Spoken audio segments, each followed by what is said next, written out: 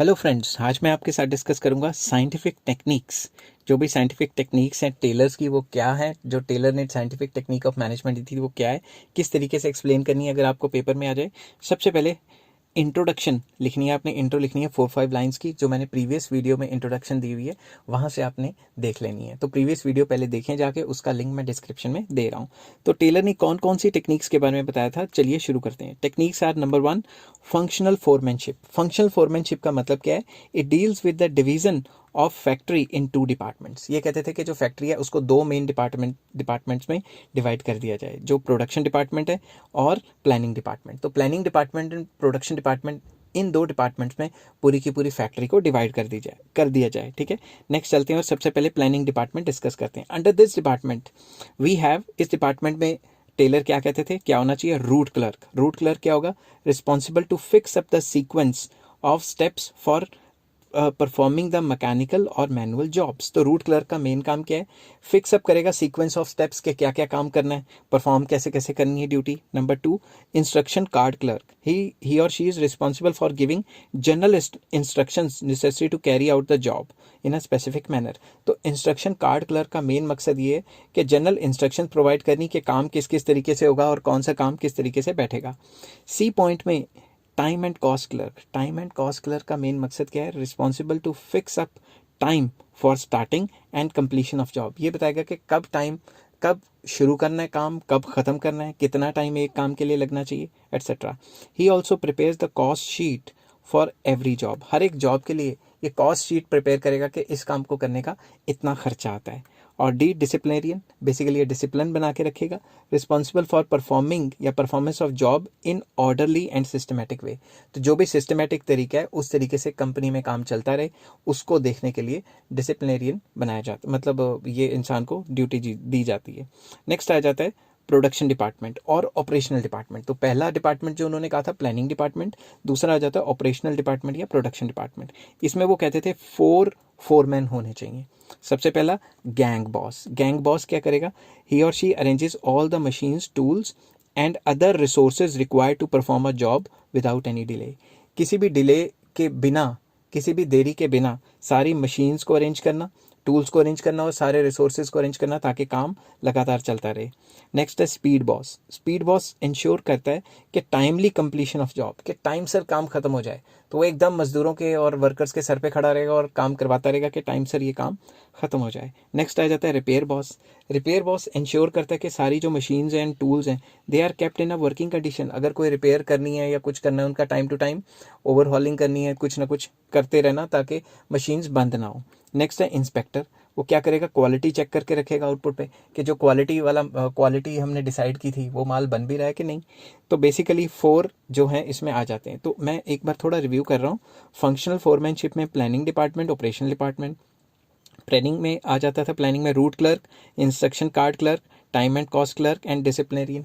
अब दूसरी तरफ ऑपरेशनल डिपार्टमेंट में क्या आता है? Gang boss, speed boss, repair boss and inspector. तो फर्स्ट पॉइंट जो था फंक्शनल फोरमैनशिप का था। नेक्स्ट पॉइंट पे चलते हैं, यह आ जाता है standardization and simplification of work. तो सबसे पहले स्टैंडर्डाइजेशन ऑफ वर्क क्या होता है? Standardization of output means both the qualitative as well as quantitative standards for the product. जो भी हम डिसाइड कर रहे हैं कि जो हमने माल बनाना है, तो उसके क्वांटिटेटिव एंड क्वालिटेटिव जो एस्पेक्ट हैं वो हमें पहले से डिसाइड करके रखने पड़ते हैं।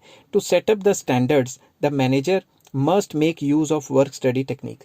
तो स्टैंडर्ड को सेट करने के लिए कि किस तरीके से काम होगा कंपनी में, तो उसको जो मैनेजर है उसको वर्क स्टडी टेक्निक को मतलब एक बार अच्छी तरह से स्टडी करना पड़ेगा। वर्क स्टडी टेक्निक्स क्या होती हैं वो मैं अभी बताता हूँ, which includes time study, motion study and fatigue study. अब ये क्या क्या होती हैं वो मैं बताता हूँ आगे जाके। Main objective of standardization are, तो मेन ऑब्जेक्टिव क्या है स्टैंडर्डाइजेशन की? अगर स्टैंडर्डाइजेशन अच्छी होगी तो it will reduce a given line of product. एक जो प्रोडक्ट है उसकी लाइन को कम कर देगा, मतलब उसे ज़्यादा जगह धक्के नहीं खाने पड़ेंगे, प्रोडक्ट को नंबर वाइज कम स्टेजेस पे जाके वो प्रोडक्ट तैयार हो जाएगी।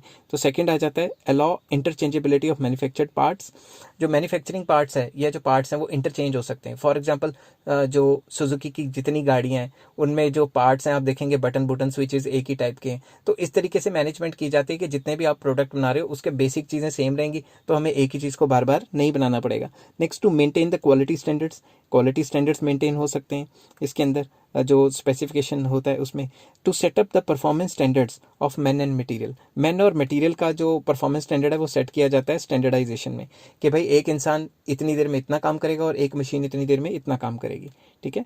उसके बाद आ जाता है सिंप्लीफिकेशन। सिंप्लीफिकेशन का मतलब होता है we emphasize, it mean by simplification we mean emphasis on elimination of unnecessary processes and procedures। तो सिंप्लीफिकेशन का मतलब है जो फालतू के जो प्रोसेसेस है ना प्रोडक्शन के अंदर, वो फालतू के प्रोसेस हटा देने हैं जिनकी वजह से जो काम है वो डिले हो रहा है, ठीक है। नेक्स्ट आ जाता है वर्क स्टडी। वर्क स्टडी के अंदर हम ये देखेंगे कि भाई हमारा मैक्सिमम आउटपुट हो जाए विद मिनिमम कॉस्ट। इसके लिए इसमें फॉलोइंग पॉइंट्स हैं। पहला, फटीग स्टडी। फटीग स्टडी मतलब थकावट की स्टडी। तो मैनेजर को स्टडी करना चाहिए फ्रीक्वेंसी ऑफ रेस्ट इंटरवल, कि कितनी फ्रीक्वेंसी ऑफ रेस्ट, एक दिन में कितने रेस्ट इंटरवल देने चाहिए वर्कर को। अगर ज़्यादा रेस्ट इंटरवल देगा काम नहीं होगा, कम रेस्ट इंटरवल देगा थक जाएगा तो प्रोडक्टिविटी कम हो जाएगी। और ड्यूरेशन ऑफ रेस्ट इंटरवल, कि कितने ड्यूरेशन का, कितने मिनट्स का रेस्ट इंटरवल वर्कर को देना है। तो वो कैसे रखेगा? ऑब्जर्व एन एवरेज वर्कर, एक एवरेज वर्कर को ऑब्जर्व करेगा व्हेन ही और she is performing a job and note down the timing when that worker starts getting tired. जब वो थकना शुरू हो जाएगा तो वो टाइमिंग नोट करना शुरू कर देगा कि भाई ऑन एन एवरेज इतनी देर बाद इंसान थकना शुरू हो जाता है, तो कोई नहीं, चाय पानी के लिए तो इसको थोड़ा रेस्ट दे देते हैं।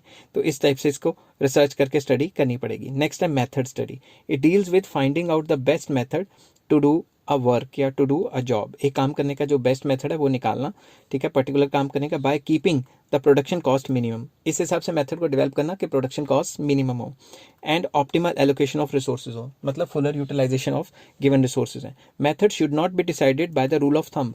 रूल ऑफ थंब या जोर जबरदस्ती या धक्के से मेथड नहीं यूज करना, ठीक है ना। मेथड साइंटिफिक तरीके से लगाना है जिसमें कॉस्ट मिनिमम हो और आउटपुट मैक्सिमम हो। नेक्स्ट है टाइम स्टडी। टाइम स्टडी में क्या आता है? It includes standard time for performing a job, एक जॉब को कंप्लीट करने का एक स्टैंडर्ड टाइम क्या होता है। Setting up the standard target for the worker, हर एक वर्कर को टारगेट देना कि इतने टाइम में ये काम खत्म होना चाहिए। Determining the number of workers required to perform a job, determine करना कि इस काम के लिए कितने वर्कर चाहिए। मैं रिपीट करता हूँ, कितने टाइम में काम खत्म होगा, सेटअप करना, हर एक के लिए टारगेट देना कि इतने टाइम में आपने काम खत्म करना है, और डिटर्मिन करना कि ये काम कितने वर्कर्स कर सकते हैं। और fourth, categorizing the workers in efficient and inefficient categories. Categorize करना कि भाई ये वर्कर एफिशिएंट है, ये अच्छा काम कर रहे हैं, और ये वर्कर अच्छा काम नहीं कर रहे, ये इनएफिशिएंट है। नेक्स्ट आ जाता है D, motion study. Motion study में क्या करते हैं हम? It deals with determine the movement of the workers when they perform a job. जब भी वो जॉब को परफॉर्म कर रहे होते हैं तो उनकी मूवमेंट की स्टडी करना, कि अब पहले ये यहाँ बैठा था, यहाँ से यहाँ चला गया, वहाँ से वहाँ चला गया। इसके लिए ज़्यादातर बड़ी बड़ी शॉप्स या बड़ी बड़ी फैक्ट्रीज में सीसीटीवी कैमरा लगे होते हैं जिससे उनको मॉनिटर किया जाता है। तो उसके बाद मॉनिटर करने के बाद डिफ्रेंशिएट करना कि इन्होंने ये काम जो किए हैं वो प्रोडक्टिव थे और फलां काम अनप्रोडक्टिव थे। तो अब क्या करेंगे? कटिंग डाउन अनप्रोडक्टिव कामों को कट डाउन कर देना और वेस्टफुल मूवमेंट्स को एकदम खत्म कर देना, और वर्कर को समझाना कि आपने ये काम किए, आज ऐसे ऐसे इधर इधर उधर उधर गए तो ये काम नहीं करना क्योंकि ये अनप्रोडक्टिव है, ठीक है। Fourth point, to design suitable equipments and tools to minimize the unproductive movements. तो इस हिसाब से मशीन्स एंड टूल्स बनाओ ताकि अनप्रोडक्टिव मूवमेंट्स ना हो। फॉर एग्जांपल, एक एग्जांपल देता हूँ। मान लो 2 डिपार्टमेंट है, एक डिपार्टमेंट में प्रिंटर है, दूसरे में नहीं है। तो वर्कर ने जितनी बार भी प्रिंट निकालना था 10-20 बार, वो उठ के दूसरे डिपार्टमेंट में जाता है, फिर आता है, फिर जाता है, फिर आता है, इससे टाइम वेस्ट हो रहा है। तो मैनेजर को चाहिए कि वो अपने डिपार्टमेंट में भी एक प्रिंटर की डिमांड कर दे और खरीद के ले आए। वो नहीं खरीदेगा, खैर कंपनी खरीदेगी। नेक्स्ट आ जाता है डिफरेंशियल पीस वेज सिस्टम। इसमें क्या होता है, जो अच्छा काम कर रहे होते हैं उनको ज़्यादा तनख्वाह दी जाती है ताकि वो एनकरेज हो, और जो बुरा काम करते हैं उनको वार्निंग दे के कह देते हैं भाई अच्छा काम कर लो नहीं तो तुम्हारी छुट्टी हो जाएगी। तो it deals with paying different rate of wages for efficient and inefficient workers, कि जो एफिशिएंट है उनको ज़्यादा तनख्वाह देना, इनएफिशिएंट को कम देना, या फिर उनको थोड़ा धमका देना, ठीक है। तो इसके फ़ायदे क्या हैं? पहला, paying different wages to efficient and inefficient employees, first step. Next, extra wages paid to efficient employees will motivate them to remain efficient. तो जो एफिशिएंट है उनको मोटिवेशन मिलेगी ना कि हमने अच्छा काम किया और हमें अच्छे काम का अच्छा सिला मिला।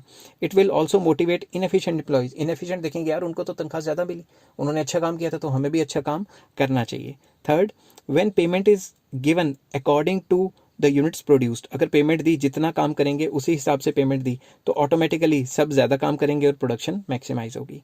फिफ्थ पॉइंट इसमें आता है मेंटल रेवोल्यूशन। मेंटल रेवोल्यूशन में है कि भाई जो वर्कर और मैनेजमेंट है ये आपस में अपने दिमाग को चेंज करें, ये एक दूसरे को शक की नज़र से ना देखें, लड़ाइयाँ लड़ुइयाँ ना पाएं, कंपनी में पीस से काम करते रहें। ठीक है, दोनों के दोनों, ये नहीं मैं कह रहा कि एक साइड करती है।